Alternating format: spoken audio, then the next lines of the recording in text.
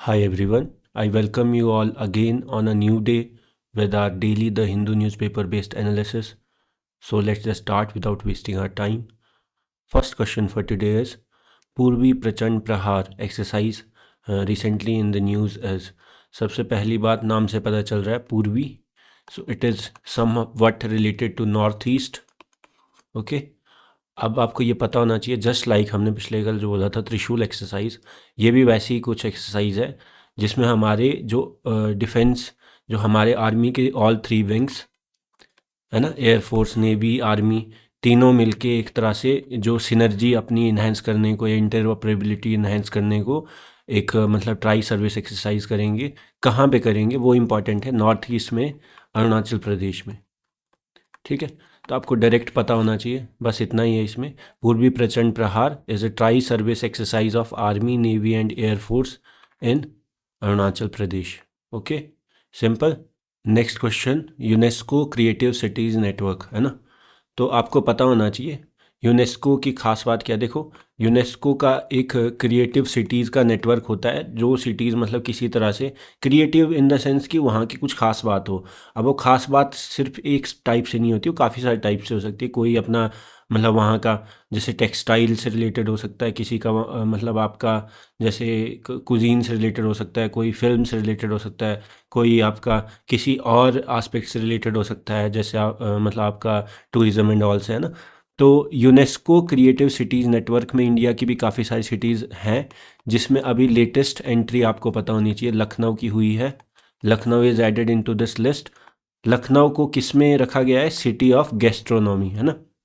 And city of gastronomy उन cities को बोला जाता है इस नेटवर्क में जो कि उन अपने रिच क्विजीन के लिए रखी जाती है ना, जो वहाँ का एक मतलब खाने का बहुत अच्छी मतलब पॉपुलैरिटी एंड ऑल यूनिकनेस।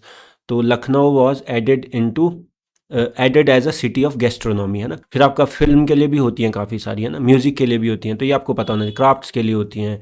ठीक है, तो Lucknow was added for its rich culinary heritage, particularly its Awadhi cuisine, joining cities like Hyderabad and Mumbai already on the list, है ना। सिंपल, ठीक है, ये आपको डायरेक्ट पता होना चाहिए। Next is the Ramnami community of Chhattisgarh.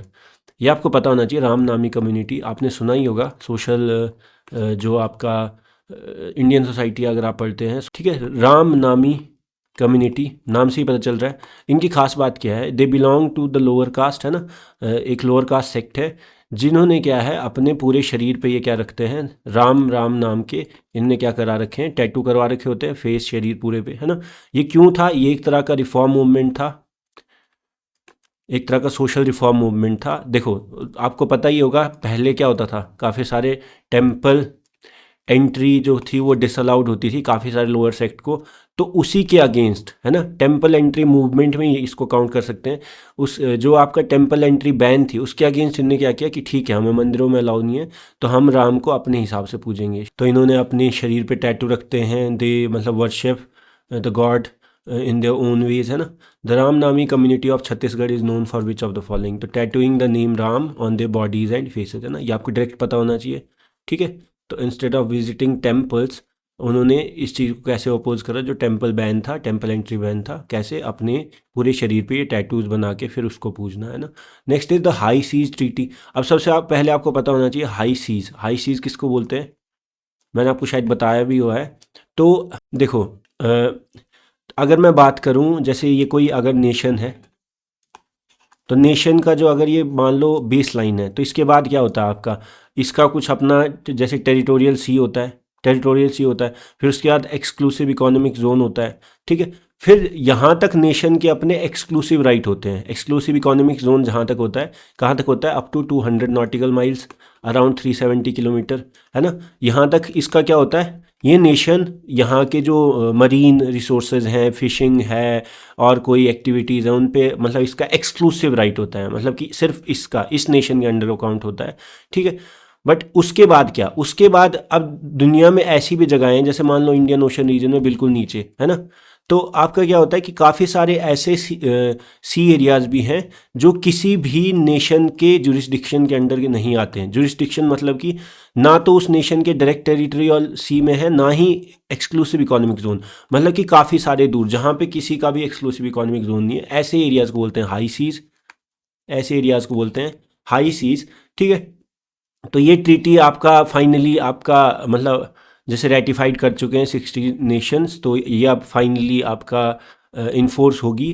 तो ये इसकी क्या बात है, ये नाम से ही पता चल रहा है। ये आपका क्या करेगा, to protect the areas beyond the jurisdiction of any single nation, है ना। तो ये आपको पता होना चाहिए। और ख़ास बात क्या है कि यहाँ पे जो भी रिसोर्सेज होंगे, हाई सीज क्योंकि किसी का नहीं है, तो यहाँ के रिसोर्सेज पे सबका बराबर का अधिकार होता है। यहाँ की कोई भी रिसर्च बेस्ड अगर कुछ निकलता है, रिसोर्सेज निकलते हैं, मतलब यहाँ पे कोई भी अगर मरीन बेस्ड आपका कोई प्रैक्टिसेस होती हैं, तो वो सारा उस पर सबका ही मतलब आपका एक तरह से राइट होता है ना। Next is the exclusive economic zone. Exclusive किसी कंट्री का, जैसे मान लो ये नेशन है कोई, मान लो ये हमारी इंडिया की अगर मैं बात करता हूँ, आपका जैसे बेस लाइन के बाद से 200 नॉटिकल माइल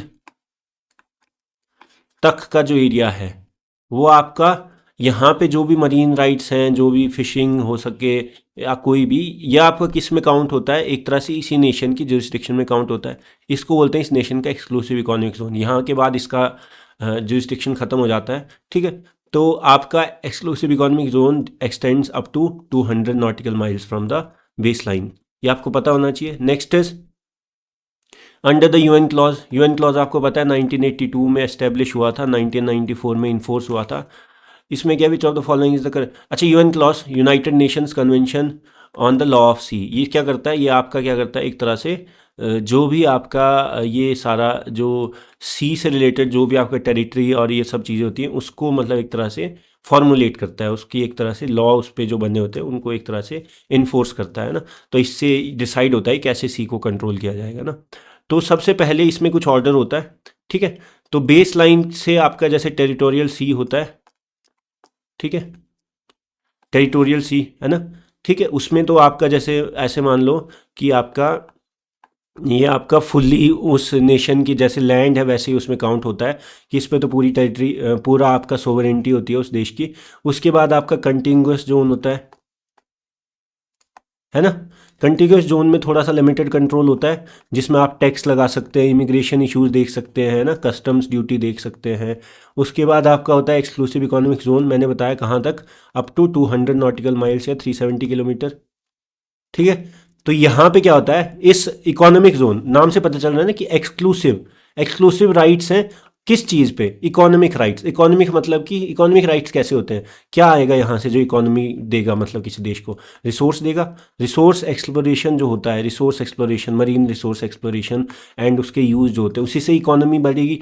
तो एक्सक्लूसिव इकोनॉमिक जोन मतलब कि यहाँ तक 200 नॉटिकल माइल्स तक तो आपका क्या है, बेस लाइन के बाद यहाँ पे आपका रिसोर्स एक्सप्लोरेशन के एक्सक्लूसिव राइट्स होते हैं, सोवरेन राइट्स होते हैं, ठीक है। इसके बाद सीधे हाई सीज शुरू हो जाता है जिसपे इसका जुरिस्डिक्शन नहीं होता है। और अगर अब ये हाई सीज इसके लिए तो है, लेकिन अगर ये किसी और देश के एक्सक्लूसिव इकोनॉमिक जोन में आता है तो फिर इसको एक तरह से हाई सी नहीं बोल सकते, ये दूसरे देश का एक्सक्लूसिव इकोनॉमिक जोन होगा।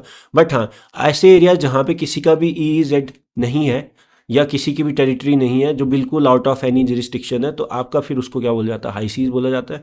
तो ऑर्डर क्या है, सबसे पहले territorial C, all the rights, fully sovereign control है ना ऑफ द स्टेट। उसके बाद आता है कंटिन्यूअस सी, कस्टम्स, टैक्सेशन, इमिग्रेशन, ये सब कंट्रोल है ना। उसके बाद आता है एक्सक्लूसिव इकोनॉमिक जोन जिसमें इकोनॉमिक कंट्रोल मिलता है, रिसोर्स एक्सप्लोरेशन एंड यूज़ है ना। उसके बाद आता है हाई सीज जिसपे उसका जुरिस्डिक्शन नहीं होता है, ओपन टू ऑल है ना। तो ये आपको पता होना चाहिए, अनक्लॉज के अंडर होता है ये, है ना। तो ये होगा इसका ऑर्डर, ठीक है। So that's all for the day. I hope you liked the video. If you liked the video, please do like it, share it, subscribe the channel. I will just see you all in the next video, and your interaction will just boost my confidence and will just motivate me to keep making these videos daily, है ना. So thank you so much. I will see you all in the next video.